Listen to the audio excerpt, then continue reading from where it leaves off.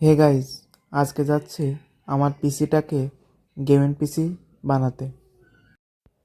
দেখতে দেখতে চলে আসলাম জেকোর কাছে। দোকানটি ছিল ডায়মন্ড প্লাজায়, দ্বিতীয় তলায়। দোকানের নাম ছিল ডায়মন্ড টেক।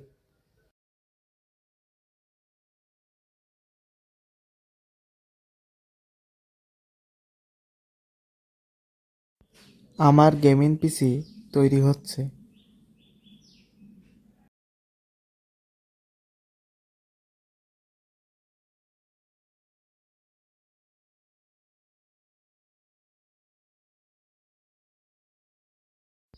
সব কিছু ঠিক আছে কিনা এই জন্য চেক করা হচ্ছিল।